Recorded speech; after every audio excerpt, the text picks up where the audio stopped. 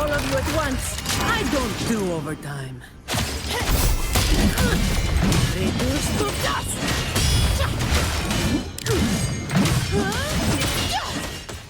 I don't know what's bigger, Zani's damage or the financial crisis I'm about to go into to pull for her. Well, while you're here, might as well show you why this staff member of Montelli is the best employee they've ever had, because the potential she can reach is just too beautiful. And in this video, I am going to showcase Zani's abilities, explain what's the best way to build her, or help you decide if she's worth pulling for. But I mean, come on, just look at her. Quick disclaimer as always, footage shown here is from a test server, so content and Zani stats are subject to change. Okay, so here's why Zani is a very interesting character. Basically, she has two different modes: regular, like the office worker she is, and Inferno, when she's had enough of the corporate life and goes full berserk. If she's in regular mode, the main purpose of it is to build up her upper forte bar to gain a powerful buff. On the other hand, when she's in Inferno mode, then it's all about unleashing tons of damage until her forte runs out. Most importantly, Zani's damage during this mode heavily depends on how many Spectral Frazzles the team inflicts, and right now there's only two who can do it: Phoebe and Spectral Rover. I'll break down their pros and cons as the video goes on, but it's important to consider using at least one of them to fully maximize Zani's damage potential. Finally, Zani is also someone who parries a lot of enemy attacks quite easily, and because of this, I would consider her to be probably one of the most chill characters to play, while at the same time, her skill ceiling is very high for those who want to utilize all her different combos. Alright, let's start from the beginning. She has a 4-hit combo, but if you wait a bit after the third hit, then she sits on the chair, and by clicking attack again, she then performs a special breakthrough attack, which will generate a ton of forte, which by the way it's called redundant energy. In fact, she likes to sit a lot on the chair, given she works in a bank and must sit through all those loan applications. But seriously, she likes sitting a lot because after using her heavy attack, she can immediately follow up with a third basic attack, same goes for mid-air attack, and even after dodge countering, guess what? She sits on the chair. Now, from my own testing, I was able to launch Breakthrough quite fast even before she sits down. So with practice, you can perfect that basic attack 3 delay. Now, her intro skill just deals some damage, but it does generate quite a lot of forte, so it will be useful for fast rotations. Also, the first inherent skill makes it so Zani gains 12% spectral damage bonus for 14 seconds after casting the intro. But moving over to her resonance skill, this is her bread and butter when it comes to parrying. So normally, if you tap it, she will do this quick shield bash, but if you hold it, you can extend the time she stays shielded. And that's because if she hits the enemy with the shield when they attack, or when she's holding the shield during the enemy's attack, she will then parry and, first of all, suspend the enemy for a moment, reduce their vibration strength further, and then ignore any damage she was supposed to receive, and even reduce incoming damage to her for a few seconds. Oh, and her second inherent skill makes her receive less damage when waiting to parry, so that's cool. But in a nutshell, you really want to parry with her, and it's not that hard to be honest. By the way, let's not forget she's still on the job, so after using skill, yet again, she can immediately follow up with basic 3 attack.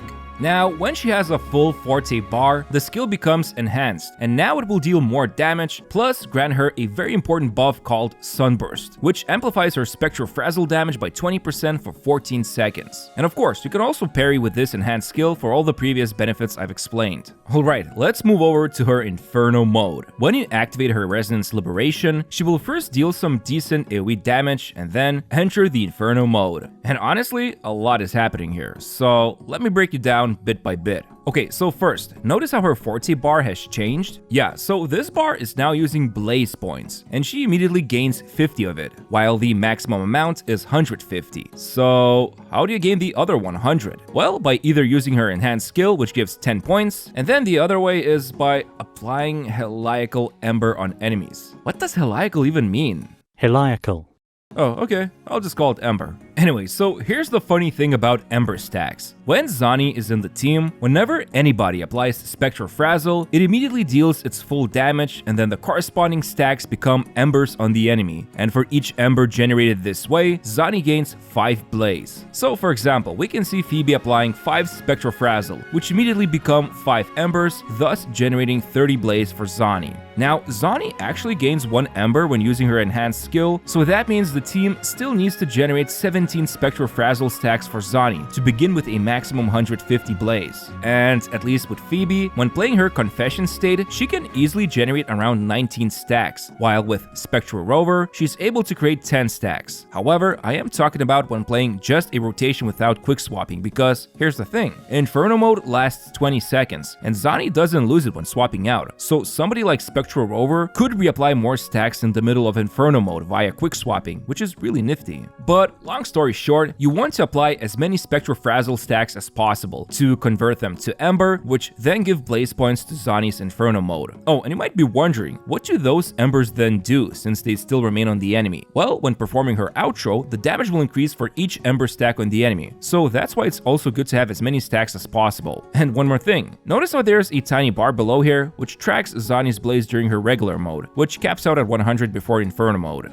Okay, finally, let's see what you can actually do in the Inferno mode. So first of all, her basic attacks gain a nice damage multiplier increase, and as long as she has more than 30 blaze, her basic attacks and skill become different. They will be much stronger attacks, but consume blaze in exchange. On top of that, the damage she deals here is considered both heavy attack and Spectral Frazzle. Now, the basic combo is a 3-hit attack with the final 3rd hit dealing the most damage called Nightfall, and it actually consumes up to 40 more blaze to further increase the damage. And then as for the skill, it can yet again parry, and if that happens, she immediately can perform the 3rd basic attack Nightfall. And let's not forget, she also gains the benefits from parrying as well. Now, here's an interesting thing I've noticed. Both the skill and basic attack 1 delivered the same move called Daybreak. We can even see the icons match up. So this means if you time the first basic attack or even hold it down to parry the enemy, it will perform the exact same counterattack as skill, and you can immediately use the 3rd basic attack as well. Okay, so what happens when she's below 30 blaze? Well, she no longer can perform those cool and powerful moves anymore. And unless you swap out and build up more blaze by applying Spectral Frazzle, then when below 30 blaze, or after 8 seconds have passed since entering Inferno mode, Zani can perform a new finisher move with the Liberation button, which will deal some big damage, but this will also end Inferno mode. So yeah, while it sounds complicated, Inferno mode basically just makes her deal much more damage, and hopefully, as you've understood by now, those powerful attacks consume blaze. So if you want to deliver as many attacks as possible, the team needs to apply Spectral Frazzle. But moving over to her rotations, it's important to remember she wants to obtain Sunburst buff from enhanced skill before going into Inferno mode, since it will amplify Spectral Frazzle damage, which during Inferno mode, all those basics and skill count as Spectral Frazzle damage. Now, one rotation I found to be nice when playing in tower mode was to first do her skill and follow up with basic 3, then immediately switch out to set up the rotation with other 2 teammates, like applying buffs and Spectral Frazzle, and then when you finally switch back to Zani, after intro, she immediately can perform enhanced skill, so then use Liberation, and assuming she had maximum amount of 150 blaze, you should now be able to perform 2 full 3-hit combos.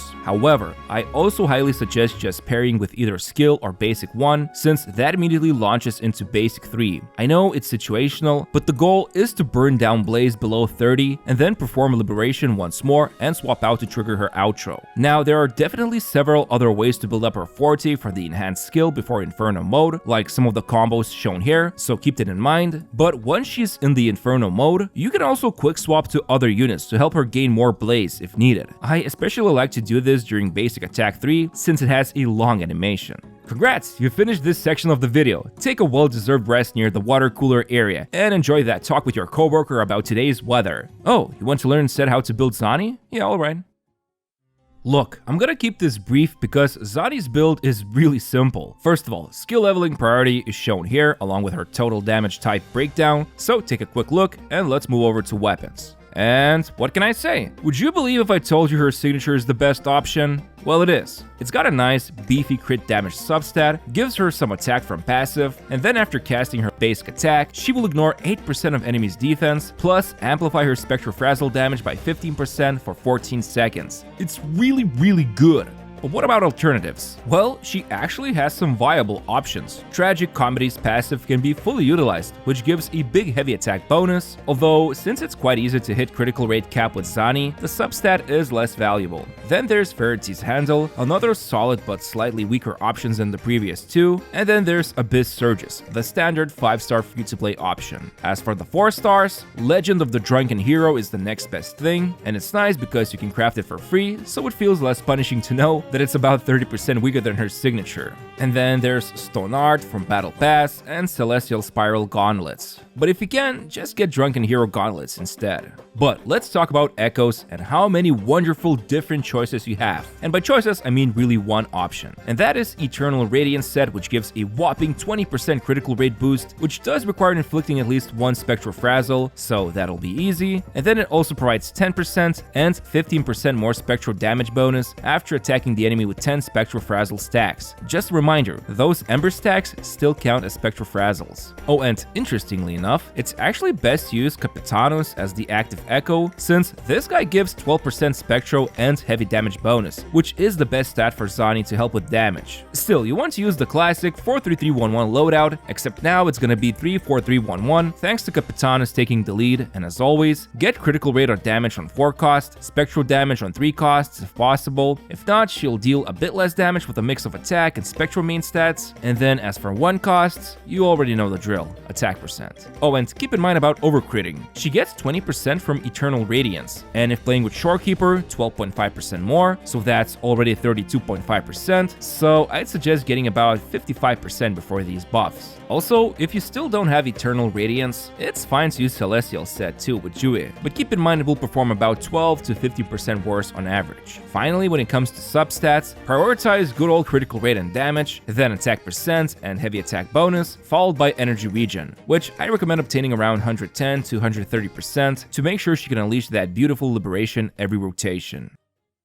So, by now, you're aware that Zani desperately needs someone who can apply good amount of Spectral Frazzles, since by herself, she can only do it about once per rotation. Currently, as of making this video, this leaves us with 2 units, Phoebe and Spectral Rover. Now, hands down, the best team currently contains Phoebe and Shorekeeper. Phoebe especially is broken for Zani because her outro actually reduces enemies' resistance by 10% and grants Zani 100% Spectral Frazzle amplification, which is nuts. And if you further invest or have S2 Phoebe, well, she boosts damage even by more insane amount. However, as a downgrade, you could use Spectral Rover. Again, it's not that she's bad, but compared to Phoebe, it's like day and night, quite honestly. And as for Shorekeeper, you can use Verena instead of her, or I guess any healer if needed. Now, funnily enough, you could also go with both Spectral Rover and Phoebe in the team. They don't contribute a ton of damage here, especially since when playing Phoebe in Confession state, she deals a lot less damage. But Zani's outro does amplify spectral damage by 20% onwards from second rotation. So if Spectral Rover is enough for you to stay alive, this is actually a pretty fun team comp where you can also mix in some quick swapping to maintain longer Inferno mode. As for Echo sets, I recommend using Moonlit set with Heron on Phoebe, and then if it's a healer or Spectral Rover, give them Rejuvenating set. And for those of you who like playing something different, Mortefi's outro does amplify heavy attacks, which is pretty cool, but don't expect him to be that amazing, since you still need either Spectral Rover or Phoebe to have enough Spectral Frazzle stacks. We've come to the most important question of the day: more Zani sequences or her signature weapon? Ooh, which one to go for? It's Phoebe. You want to get Phoebe. And yes, she is available to pull for as of right now. Seriously, if you don't have this holy girl on your account and you're all about maximizing Zani's damage, she comes as a top priority to upgrade Zani's damage. Now, if you do have Phoebe, well, let's take a look at her sequences then. S1 allows the enhanced skill to now boost spectral damage by quite a lot, which is nice, and she also becomes immune to interruption during basic 3 in the Inferno mode, which is very useful quality of life upgrade. Then S2 straight up gives her a big crit rate boost, so by now she should easily reach 100% critical rate with the correct build, and then the enhanced skill will deal some more damage. Then S3 helps improve her final liberation attack for each blaze consumed, which turns it into a really big nuke attack. And as for sequence 4, like usual, it's a team-wide buff, this time her intro granting attack boost for everyone. But then S5 says, you know what, you're already on your way to the final sequence, so just take this boost to initial liberation hit, and then moving over to the big bada bing of vertical investments, S6 does a bunch of crazy things, including draining your bank account, which means Zani is quite the savvy banker then. Anyway, so if you have Phoebe already, then I'd recommend getting her signature gauntlets if you don't have Verity's Handle or Tragic Comedy. Afterwards, getting her S1 is a huge upgrade in my opinion. But yeah, that's pretty much it when it comes to this diligent Montelli family employee. It's been a blast to play with her so far, and I do like the fact it's quite easy to parry the enemy with so many of her attacks. Now, if only I was the chair.